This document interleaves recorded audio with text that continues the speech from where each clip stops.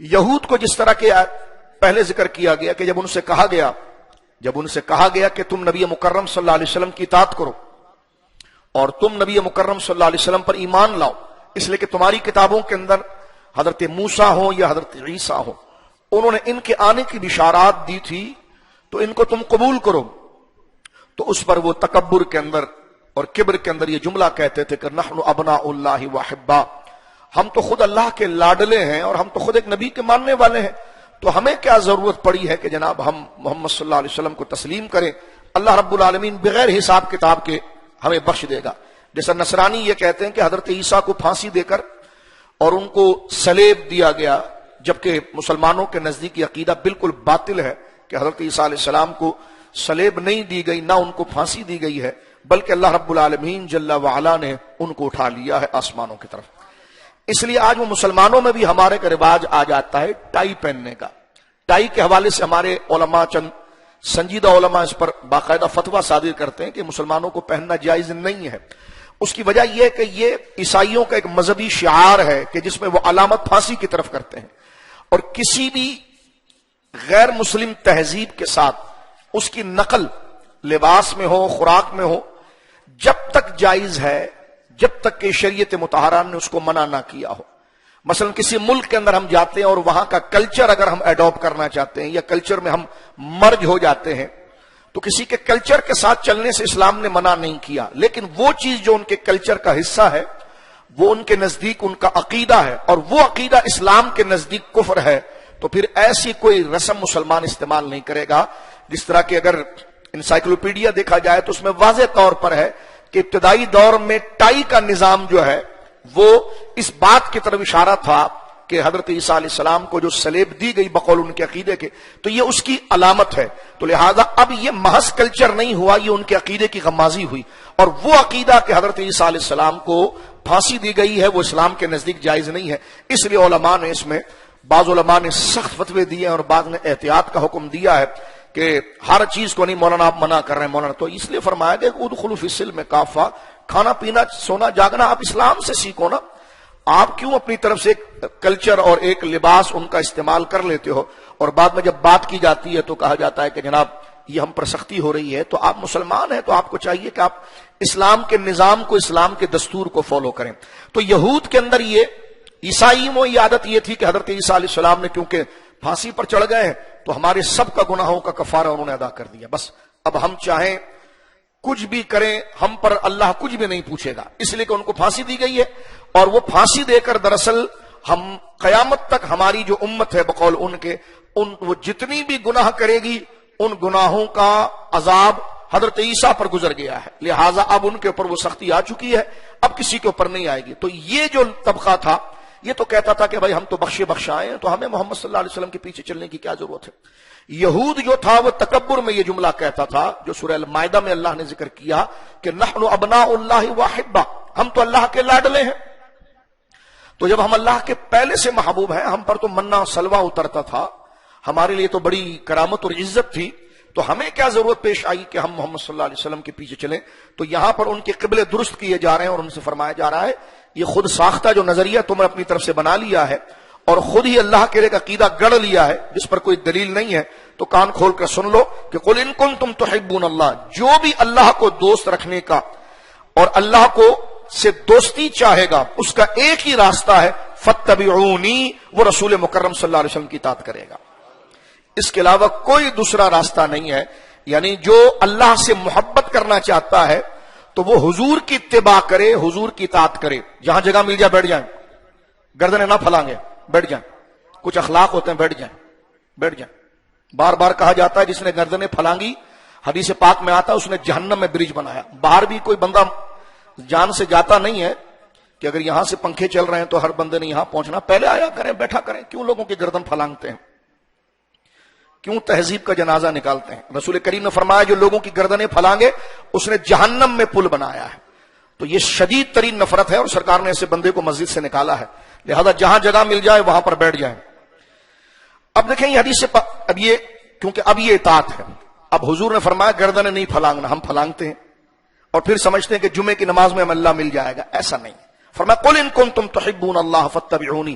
جو شریعت میں نبی مکرم صلی اللہ علیہ وسلم کا عمل رہا ہے، طریقہ رہا ہے، جب تک اس کی اتباع نہیں کی جائے گی تو صرف بال لمبے کرنے سے، کڑے لگانے سے، ڈھول بجانے سے بندہ سمجھے کہ اللہ کا ولی ہو جائے، یہ سب شیطانی طریقے ہیں. اللہ کا دوست بننے کا ایک ہی طریقہ ہے، وہ رسول اللہ کی فرمانبرداری ہے. بس اپنی طرف سے جناب جو ہے کہ بال کندھوں سے نیچے نکالنا، اور کبھی بعض لوگ وہ ہیں کہ جناب نہاتے ہی نہیں ہیں اور وہ میلے کچیلے رہتے ہیں، اور ہمارے کمزور عقیدے کو لوگ سمجھتے ہیں اللہ کا ولی ہو گیا. تو میں نے کہا تو بڑا اللہ کا ولی ہے اس لیے کہ تو نے ولی کو پہچان لیا، تو بھی تو ولی ہو گیا اس لیے کہ تم ولی کو پہچان رہے ہو. تو یہ ساری جہالت کی باتیں ہیں. شریعت کے راستے سے ہٹ کر ایک ذرہ بھی اگر کوئی بندہ یہ گوارا کرے کہ بھائی یہ شریعت پر تو عمل نہیں کرتا لیکن بڑے لوگ ہیں، ظاہر سی بات ہے اللہ والے ہیں، ان پر اب شریعت نہیں ہے، تو وہ بندہ خود اس کے لیے ایمان کے لیے مسئلہ کھڑا ہوگا. کیونکہ مومن وہ ہے کہ اس کے نزدیک قرآن کی آیت سورہ آل عمران کی آیت نمبر 31 اس بات کو ذکر کر رہی ہے. بیٹھ جاؤ بیٹھ جاؤ مولانا بیٹھ جاؤ. قرآن کریم کی یہ آیت ذکر کر رہی ہے کہ اللہ کے محبوب بننے کا صرف ایک ہی طریقہ ہے، اور وہ طریقہ کیا ہے؟ رسول کریم کی اطاعت. حضور کی اطاعت کے بغیر نہ کوئی ولی بن سکتا ہے، نہ اللہ کا محبوب بن سکتا ہے. بالخصوص جس میں نماز ہے، روزہ ہے، زکوٰۃ ہے، حج ہے، شریعت کی مکمل پابندی ہے، بولنے میں، بیٹھنے میں، کرنے میں، لباس میں. یہ وہ ایک فارمولہ ہے. اور میں اور آپ جو نماز پڑھنے آئے ہیں اور ہم کلمہ پڑھتے ہیں، ہر مسلمان کی سب سے بڑی خواہش یہ ہوتی ہے کہ میں اللہ سے محبت کر لوں اور اللہ مجھ سے محبت کر لے. تو قرآن کریم نے ذکر کیا قل ان کنتم تحبون اللہ فاتبعونی یحببکم اللہ. اگر یہ تم چاہتے ہو کہ تم خدا سے محبت کرو تو پھر تم رسول مکرم کی اطاعت کرو. داڑیاں مونڈتے رہو تم سمجھو کہ تم اللہ کے ولی ہو گئے تو یہ جھوٹ ہے. تم کم تولتے رہو تم سمجھو کہ تمہاری جمعے کی نماز قبول ہو گئی تو یہ جھوٹ ہے. تم اگر جوا کرتے رہو، سود کرتے رہو، حرام کا مال کماتے رہو اور لوگوں کے ساتھ فراڈ کرتے رہو، تعصب اور عصبیت کرتے رہو، طاغوت کو ووٹ دے کر سر عام لانا چاہتے ہو اور اسلامی سیاست کا نقشہ بگاڑ کر صرف یا کا نعبدو یا کا نستعین سمجھ کر تم سمجھ لو کہ اللہ کا ولی ہو گئے، تو سب جھوٹ ہے. ایک ہی طریقہ ہے خدا کے ولی ہونے کا اور وہ یہ فاتبعونی. اس میں علماء بھی تولے جائیں گے، مقتدی بھی تولے جائیں گے. خدا کا محبوب ہونے کا ایک ہی راستہ قرآن نے ذکر کیا ہے فاتبعونی، کہ وہ رسول مکرم صلی اللہ علیہ وسلم کے راستے پر چلے، وہ رسول کریم صلی اللہ علیہ وسلم کی اتباع کرے. لہذا یہاں پر فرمایا وَيَغْفِرْ لَكُمْ، اور اس کا اجر پھر اس کے لیے یہ ہے کہ اللہ رب العالمین جل والا اس کے سارے گناہوں کو معاف فرما دے گا. اور یہود کو بتا دیا گیا کہ یہ تم اپنے خاندان اور اپنے نسب پر فخر کرتے ہو، اس کی کوئی حیثیت نہیں، تم کبھی خدا کے محبوب نہیں ہو اور نہ اللہ نے تمہیں کہا ہے. جب تک کہا تھا جب تک تم نے نبیوں کی اتباع کی تھی. تو اسی حضرت موسیٰ کی اتباع کا مقصد بھی یہ تھا کہ جو انہیں بار بار یہ کہا تھا کہ میرے بعد جو نبی آخر الزمان آئیں گے ان کی تم نے تصدیق کرنی ہے. تم نے جب ان کا انکار کر دیا تو پھر اس ذہن میں یہ قاعدہ نہ بنانا کہ اللہ تم سے محبت کرے گا. قرآن کریم کہتا ہے اس کی ایک ہی طریقہ ہے فاتبعونی یحببکم اللہ.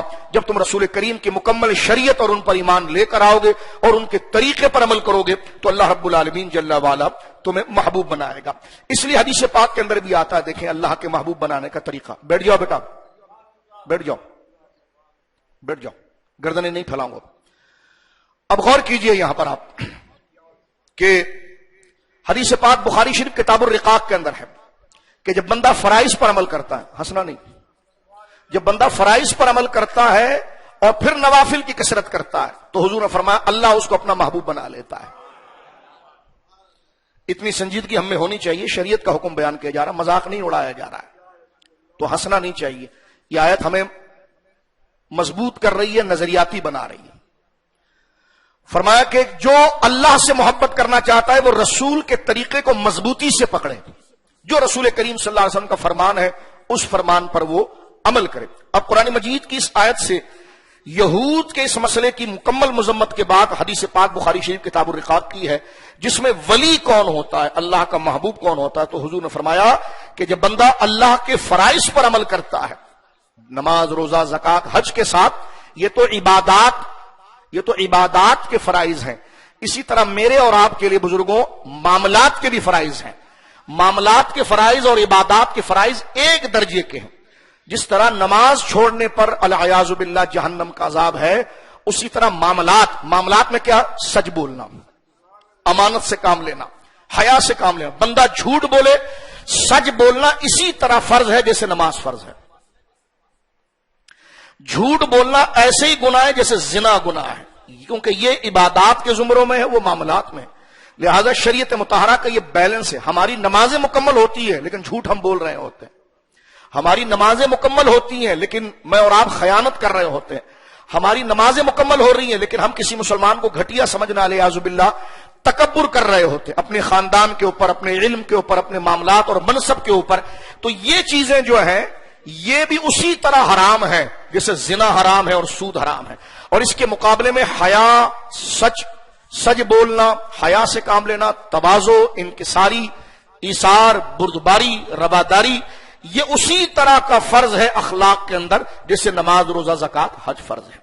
हमें बिल्कुल मिश्योर होकर संजीदगी के साथ एक लाइन में इस मसले को समझ लेना चाहिए कि दीन पूरा लेंगे तो अल्लाह कबूल फरमाएगा। यहां नमाजें पूरी हो रही हो और उधर सच जा रहा हो तो ये फिर नमाज अल्लाह की बारगाह मकबूल नहीं।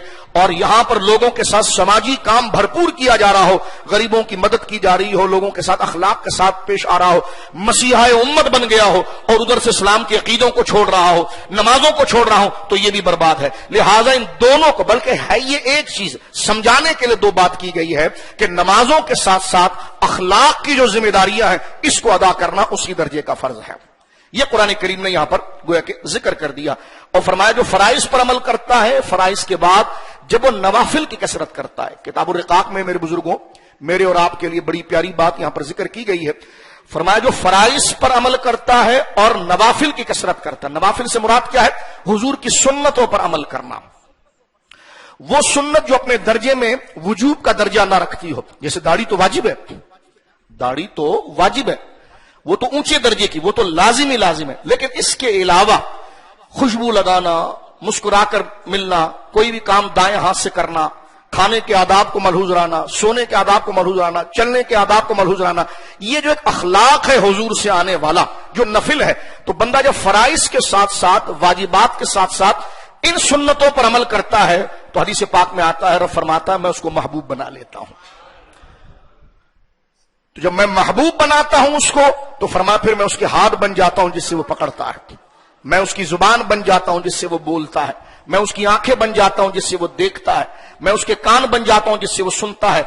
वला इन सअलनी लऊतियन्नहु, बुखारी शरीफ, वो मुझसे जो सवाल करता है मैं उसे अता कर देता हूं। फिर आगे हदीस पाक का इरशाद है कि उसकी इज्जत अल्लाह की बारगाह में उस बंदे की इतनी बढ़ जाती है कि वमा तरद्दतु अन शैइन अना फाइलुहु, अल्लाह फरमाता है किसी काम को करने में हमारी कुदरत तरद्दुद नहीं करती, शक नहीं करती कि इस काम को करना चाहिए कि नहीं करना चाहिए।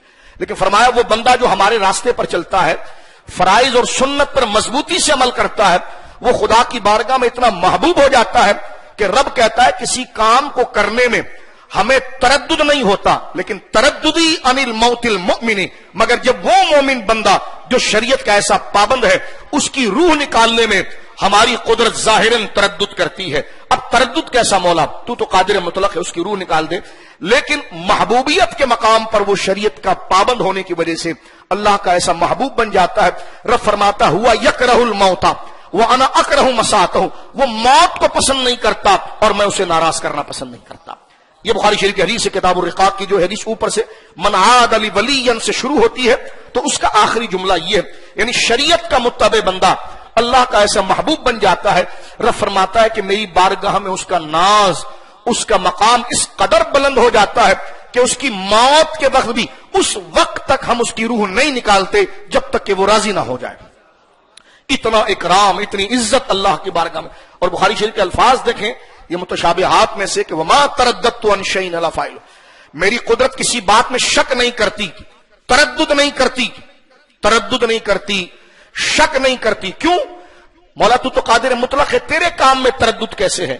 फरमाया नहीं, तरद्दुदी अनिल मौतिल मुमिनी, लेकिन जब मेरा शरीयत का ऐसा पाबंद बंदा जो फराइज और नवाफिल पर मुकम्मल अमल करता है, उसकी रूह निकालने का जब वक्त होता है तो तरद्दुदी जाहिरन तरद्दुद होता है, जाहिरन कि क्यों तरद्दुद होता है? फरमा हुआ यकरहुल मौता व अना अकरहु मसातहु, वो मौत को पसंद नहीं करता, मैं उसको नाराज करना पसंद नहीं करता। उलमा फरमाते हैं कि उस नेक बंदे को اس کی روح نکالنے کا جو وقت ہے وہ تو ایک سیکنڈ بھی آگے پیچھے نہیں ہو سکتا، لیکن فرشتوں کو پہلے بھیج کر جنت میں اس کا مقام بتا دیا جاتا ہے۔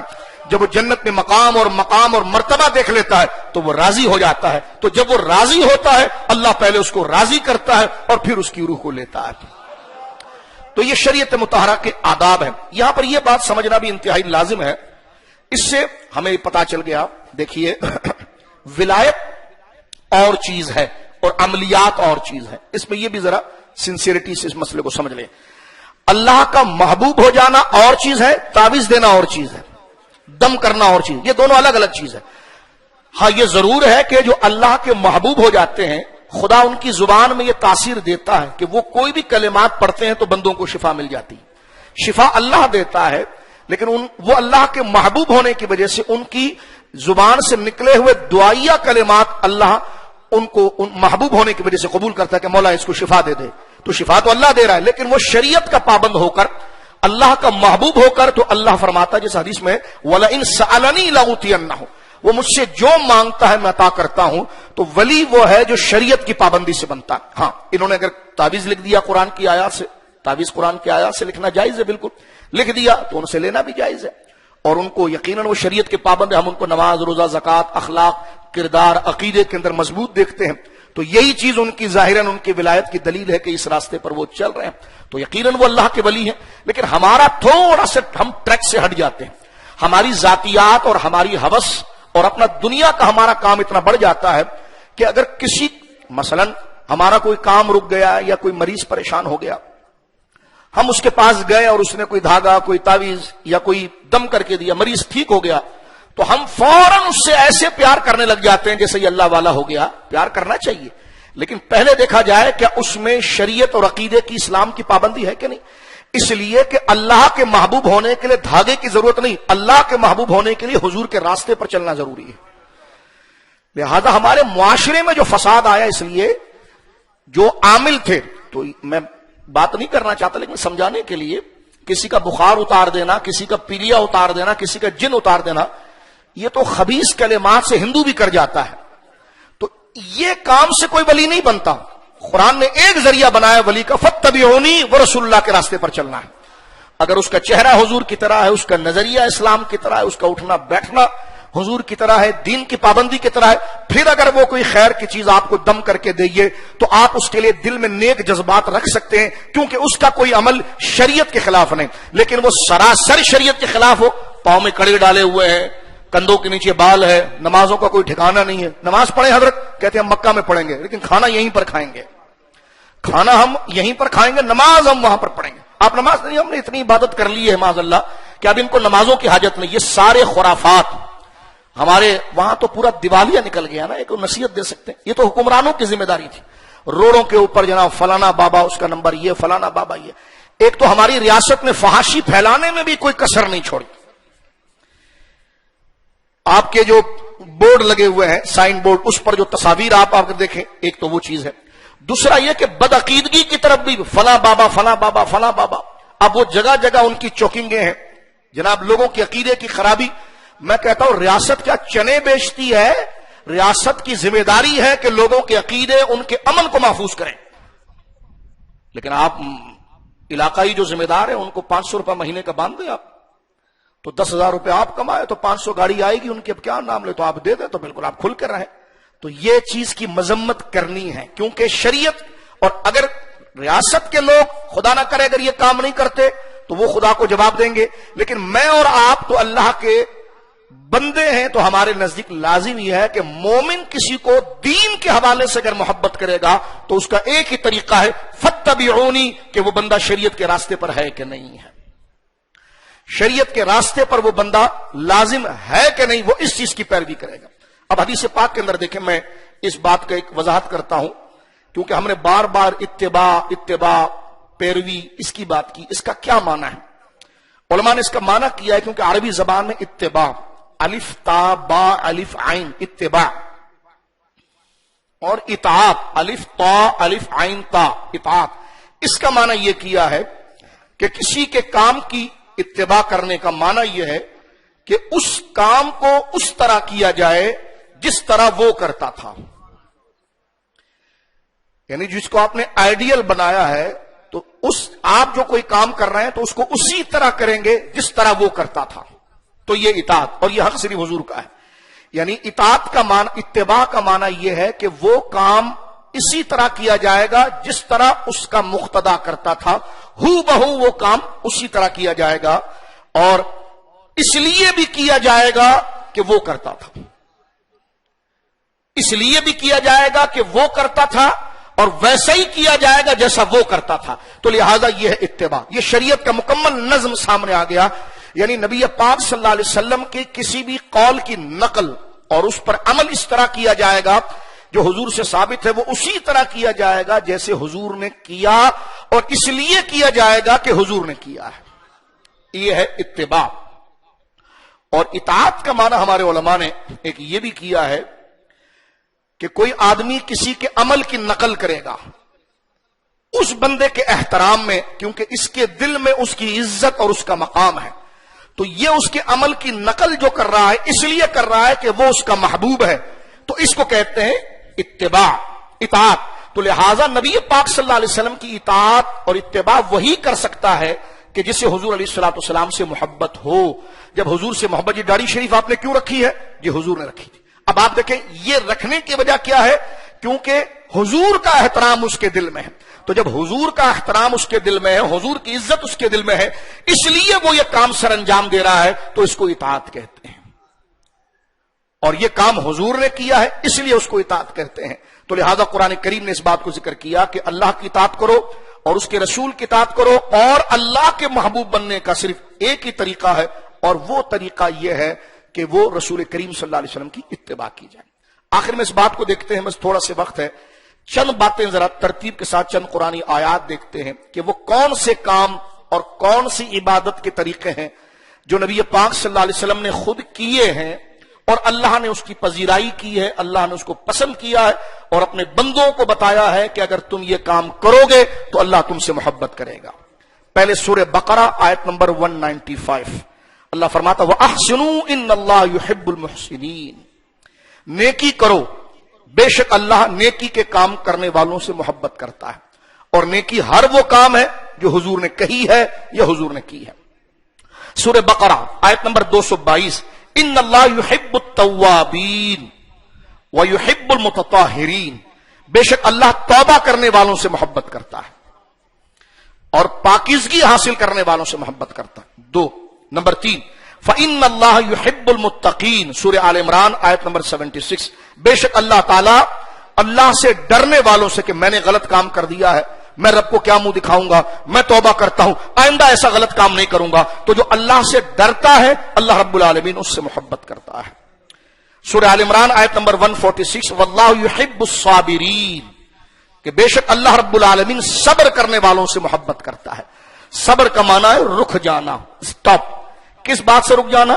یہ حرام کام، یہ ناجائز کام جس کی طرف دل للچا رہا ہے، لیکن بندہ اللہ کے ڈر سے رک جائے کہ نہیں یہ کام رب کو پسند نہیں ہے، میں یہ کام نہیں کروں گا، تو خود کو روکنا غلط کام سے، یہ صبر ہے. اور اللہ فرماتا ہے کہ ہم صبر کرنے والوں سے محبت کرتے ہیں. سورہ آل عمران آیت نمبر 159 اللہ فرماتا ان اللہ یحب المتوکلین، اللہ رب العالمین توکل کرنے والوں سے محبت کرتا ہے. توکل کا معنی کیا ہے؟ اسباب کو ترتیب دے کر نتیجہ خدا پر چھوڑنا. آپ اپنی دکانوں کو بند کرتے ہیں، تالا لگاتے ہیں، یہ اسباب ہے، اس کی حفاظت کو اللہ پر چھوڑ دینا یہ توکل ہے. صحابہ کرام نے عرض کیا یا رسول اللہ، اللہ پر بھروسہ آپ نے ایسا بتایا ہے کہ ہماری سب سے قیمتی چیز ہمارے اونٹ اور سواریاں ہیں، ہم انہیں یا رسول اللہ رات کے وقت کسی جگہ سے باندھیں گے نہیں، کھلا رکھیں گے اور اللہ پر اس کی حفاظت چھوڑیں گے. حضور نے فرمایا یہ توکل نہیں ہے، توکل یہ ہے کہ تم اس کی رسی کو اس کی جگہ سے باندھ کر رکھو اور حفاظت اللہ پر چھوڑ دو. یعنی اسباب کو ترتیب دینا اور نتیجہ خدا پر چھوڑ دینا. دکان پوری لگا کر رکھنا یہ آپ کا کام تھا، گاہک آئے گا کہ نہیں آئے گا اس کو خدا پر چھوڑ دینا. نتیجہ کیونکہ وہ تمہارا کام نہیں ہے، وہ رب کا کام ہے، لہذا دوائی آپ نے اپنے ٹائم کی پوری کھانی ہے، شفا کو خدا پر چھوڑ دینا ہے. تو لہذا اسباب کو چھوڑ کر توکل نہیں ہوتا. توکل جب ہوتا ہے کہ جب اسباب کو ملحوظ خاطر बरूए कार लाया जाए और उसके नतीजे को अल्लाह पर छोड़ दें। तो अल्लाह ने फरमाया कि बेशक किन लोगों को अल्लाह महबूब रखता है, उनमें से एक वो है जो अल्लाह पर तवक्कुल करते हैं। फरमाया इन्नल्लाह युहिब्बुल मुक़सितीन, सूरह अल-माइदा आयत नंबर 42। अल्लाह रब्बुल आलमीन फरमाता है कि बेशक अल्लाह रब्बुल आलमीन आदल और इंसाफ करने वालों को पसंद करता है। फिर एक और बात देख लीजिए कि अल्लाह किन को पसंद करता। फरमा इन्नल्लाह युहिब्बुल लज़ीना युक़ातिलूना फी सबीलिही सफ़्फ़न कअन्नहुम बुनियानुम मरसूद, सूरह सफ़ आयत नंबर 4, कि बेशक अल्लाह उन लोगों से मोहब्बत करता है जो उसकी राह में सीसा पिलाई हुई दीवार फौलाद की तरह खड़े रहते हैं, सफ ब सफ होकर खड़े रहते हैं। उसकी अलामत हमारी मस्जिदों की सफ भी है। जिहाद के अंदर अल्लाह के दुश्मन के खिलाफ ऐसे खड़े हो जाना जैसे सीसा पिलाई हुई दीवार फौलाद की तरह है, जरा भी जगह नहीं छोड़ना। इसी की मिसाल, इसी की तरबियत मुझे और आपको इस नमाज में मिलती है। नमाज में डिसिप्लिन बताया जाता है। एक तो किब्र, रंग, नस्ल, कौम, कौमियत सब खत्म हो जाती है। कोई सूबे के नाम पर बंदे को बेवकूफ बना रहा होता है, कोई जुबानों के नाम पर वोट ले रहा होता है। अल्लाह के बंदे जब अल्लाह के पास आते हैं तो तमाम तागूती शैतानी दावों को उस जूते के नीचे छोड़कर आते हैं और एक ही सफ में खड़े हो जाते हैं। और एक ही सफ में खड़े होकर कौमियत, वतनियत सब खत्म हो जाती है। एक ही तारुफ होता है, ला इलाहा इल्लल्लाह मुहम्मदुर रसूलुल्लाह। तो ये इज्तिमाइयत का एक पैगाम है। एक और दूसरा, इससे तकब्बुर निकलता। आपके साथ एक अमीर खड़ा है तो उसके साथ इंतहाई गरीब भी खड़ा हुआ। तो यानी एक सफ में खड़े होकर यह बताया जाता है कि अल्लाह की बारगाह में कबूल वो है जो मुत्तकी है। इन्न अक्रमकुम इंदल्लाहि अतकाकुम। एक बात ये। दूसरी बात यह कि सफों में जुड़ने से एक मोहब्बत पैदा होती है, इसलिए बार बार ऐलान किया जाता है सफों को मुकम्मल करें। सरकार ने इस चीज को बहुत सख्ती से नागवारी का इजहार किया कि जैसे हमारे लोग यानी अब आकर सफ में एक एक को पकड़कर हम खड़ा करें, ऐसा नहीं। इस चीज को लोग गैर जरूरी समझते हैं। मैं और आप सिर्फ 5 नमाजों में सफों में जरा जमकर खड़ा होना शुरू कर दें, फिर देखिए मैं आपको बताता हूं कि आपसे गुनाह कैसे होगा। यानी दिल आपका इस कदर बेदार, ये ऐसा ही एक एक्सरसाइज है नेक बनने की और अपने अंदर रूहानियत को पैदा करने का एक वजीफा है कि अगर आप सिर्फ नमाजों के अंदर मैं और आप एक दूसरे के साथ मोहब्बत से खड़े हो जाएं, इस नियत से कि मौला जो नेक लोग हैं उनके सदके मुझे भी कबूल कर, और तूने मुझे तौफीक दी कि मैं आया हूं लेकिन तेरे दीन के लिए मैं सब बांधे खड़ा हूं, ये भी मेरा भाई है, वो भी मेरा भाई है, ये भी मेरा भाई है। इस तरतीब के साथ जंदा खड़ा होता है तो रसूल करीम फरमाता है जो सफों से फासलों को दूर कर देता है, खलल को दूर करता है, अल्लाह उसके दिल से बुराई को दूर करता है, बुराई को साबित रखता है। नबी पाक से बड़ा कौन पीर और मुर्शिद होगा? वो वजीफा बताते हैं कि दिलों की सफाई का एक जरिया यह है, दिलों को अल्लाह वाला बनाने का एक जरिया यह है कि बंदा नमाजों के अंदर एक दूसरे के साथ मोहब्बत के जज्बे से और अल्लाह की इताअत के जज्बे से जैसे उंगलियां जोड़ दी जाती हैं, इस तरह वो जमकर खड़े हो, सख्ती का मुजाहिरा ना करे बल्कि अपने बाजुओं को नरम करे ताकि इस भाई के दिल में मेरे लिए बुग़्ज़ पैदा ना हो बल्कि नरमी पैदा हो। सफों में भी हम यूं खड़े होते हैं कि मेरा कपड़ा खराब ना हो जाए, तो ऐसा कपड़ा पहनकर आए क्यों हो कि जब तुम्हारी तवज्जो सारी कपड़े के ऊपर है और अल्लाह पर तुम्हारी तवज्जो नहीं है, तो फिर ऐसा कपड़ा ही तुमने क्यों पहना है? तो लिहाजा ऐसा लिबास सिंपल पहनकर आओ कि तुम्हारी तवज्जो लिबास में ना हो, लिबास हो हसीन, जर्क बर्क सब कुछ खुशबू वाला, ताकि अल्लाह के घर उसकी इबादत की शौकत जाहिर हो। लेकिन तवज्जो इबादत की तरफ हो, लिबास की तरफ ना हो, उसको अदा कर दिया बस ठीक है। अब तवज्जो रुजू इल्लाह की तरफ होनी चाहिए और अपना भाई जो साथ में खड़ा हुआ है ऐसा रवैया, बल्कि अगर वो सफ में आए तो स्माइल देकर उसको नहीं मुस्कुराहट देकर उसको बुलाया जाए। ये वो चीज है जो दिलों को साफ करती है। सारी रात बैठकर आप वजीफा करें वो एक तरफ है, सिर्फ फर्ज नमाज में इस एहतमाम से खड़े हो जाए, आप देखें आपके दिल में तासीर कैसे आ जाती है।